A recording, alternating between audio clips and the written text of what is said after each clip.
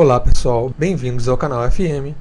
Neste vídeo falaremos um pouco sobre números primos. Então, daremos definição de números primos, provaremos que o conjunto dos números primos é infinito e vamos falar um pouco sobre história relacionada aos números primos. Então vamos começar com uma definição de número primo. Um número natural p maior que zero é dito primo quando possui apenas dois divisores positivos. Como sempre 1 divide p e p divide p, temos que o conjunto dos seus divisores é 1 e p.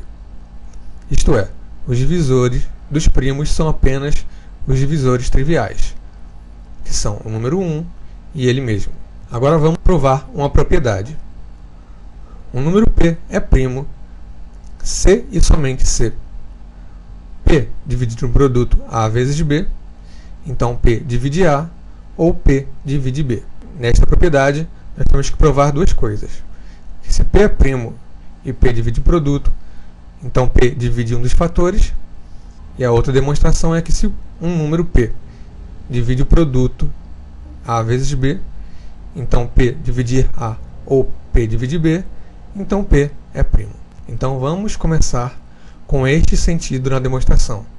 Se um número p divide a vezes b, então p divide a ou p divide b, então p é primo. A seta voltando. Seja então um número a que divide p. Vamos mostrar que a é igual a 1 ou a igual a p. Se a divide p, então p sobre a é igual ao número c, natural. P sobre a é igual ao número c. Então p igual a c.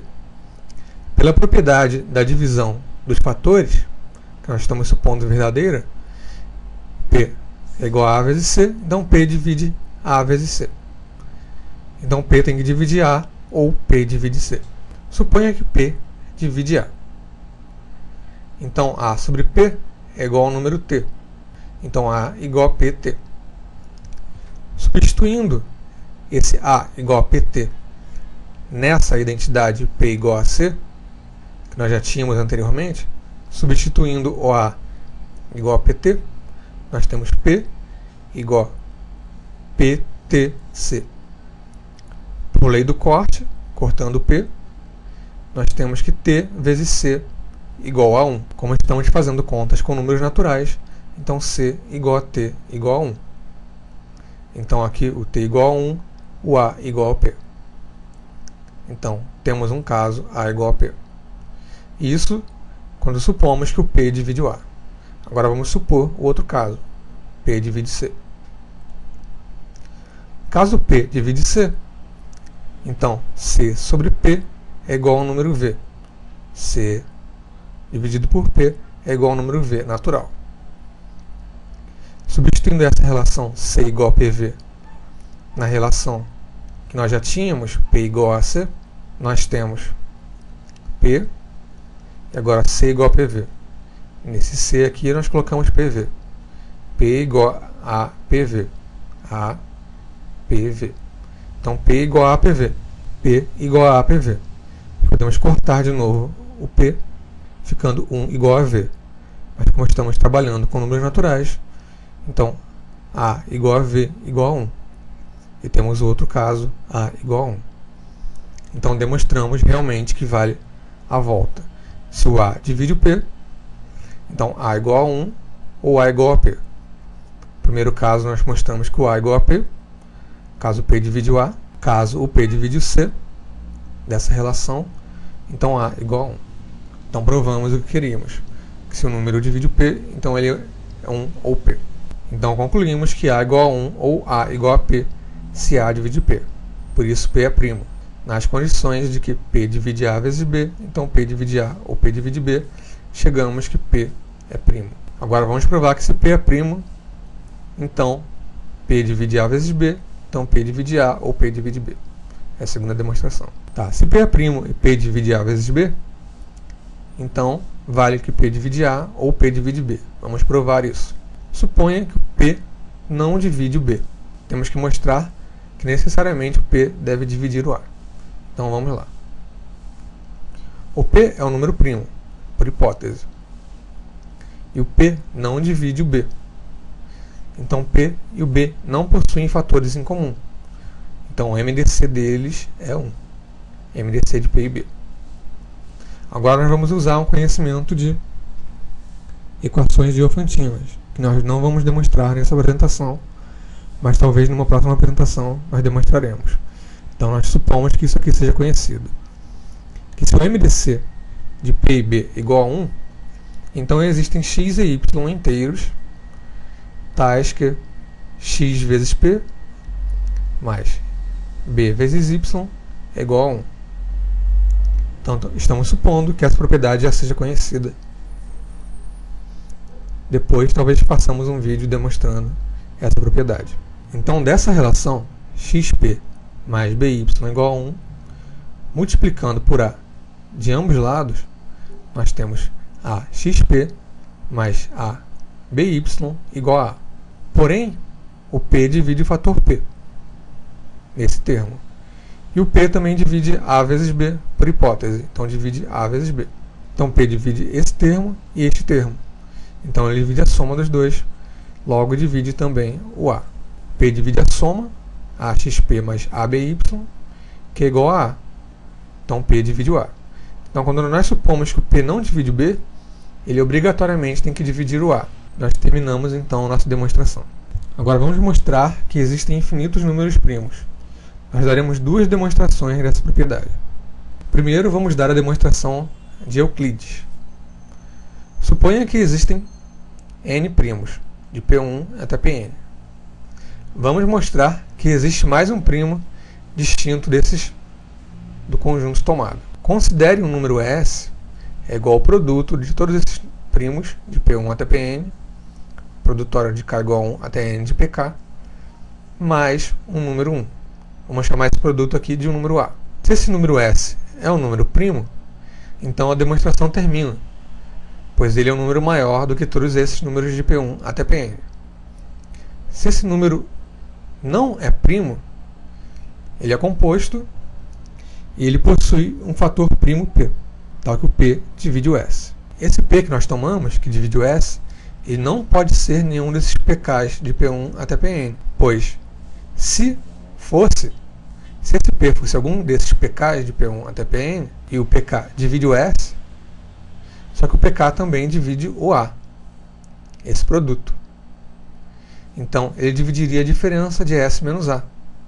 PK dividiria S menos A. Só que S menos A é igual a 1. Então, PK divide 1, que é um absurdo, pois o único número natural que divide o 1 é ele próprio. E um primo tem que possuir dois divisores, que é ele mesmo e o 1. Então, por isso, de qualquer forma, esse número que nós construímos, ele possui algum fator primo que não é um desses listados de P1 até Pn. Então, aplicando esse processo repetidamente, nós podemos mostrar que o conjunto de números primos é infinito. Uma coisa que vale a pena dizer é que esse número nem sempre é primo. Ele pode ser um número primo, ou ele pode possuir um fator que não é um dos anteriores. Então vamos ver alguns exemplos. 2, que é o primeiro primo, mais 1 é 3, que é o número primo.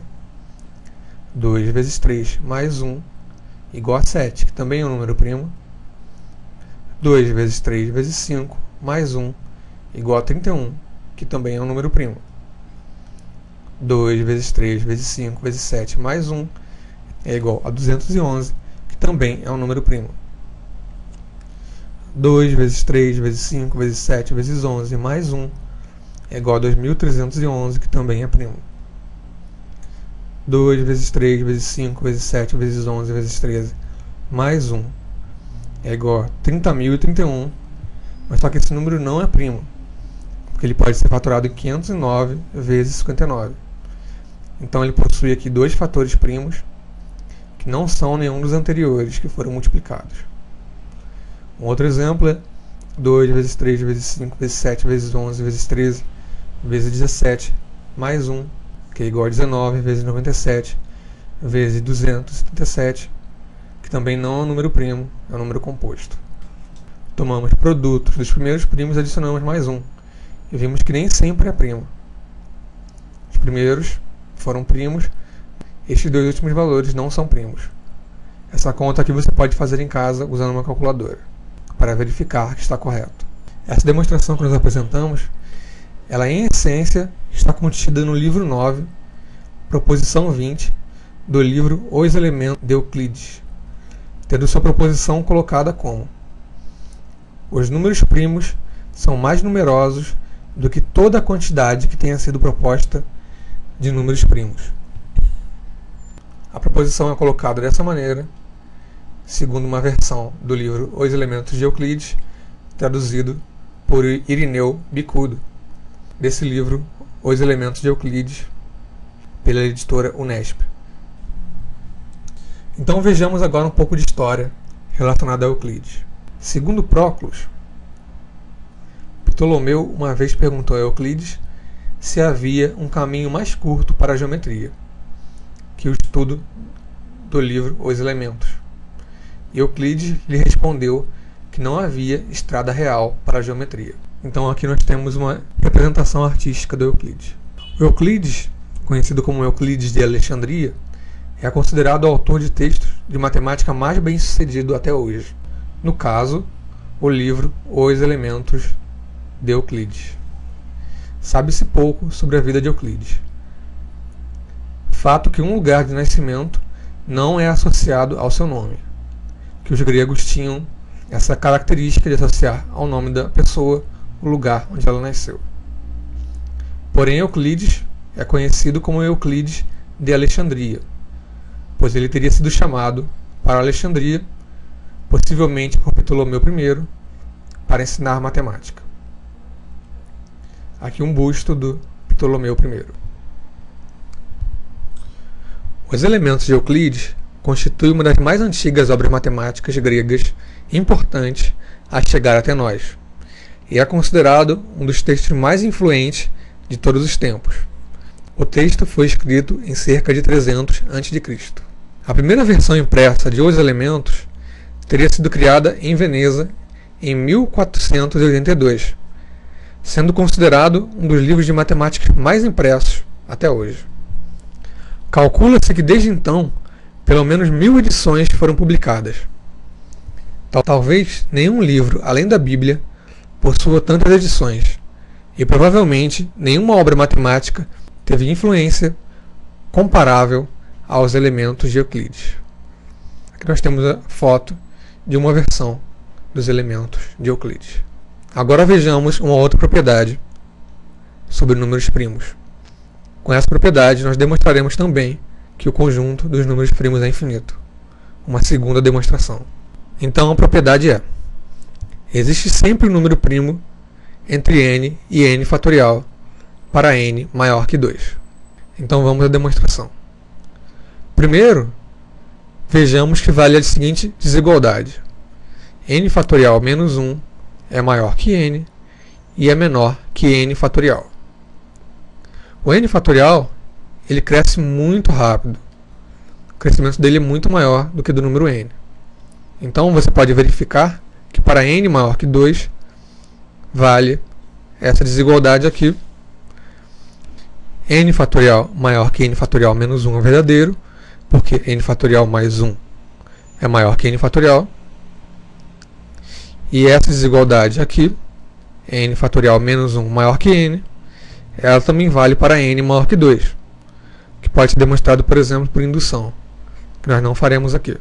Então, continuando com a demonstração, dado qualquer número k, com k maior ou igual a 2 e menor ou igual a n, então k não divide n fatorial menos 1,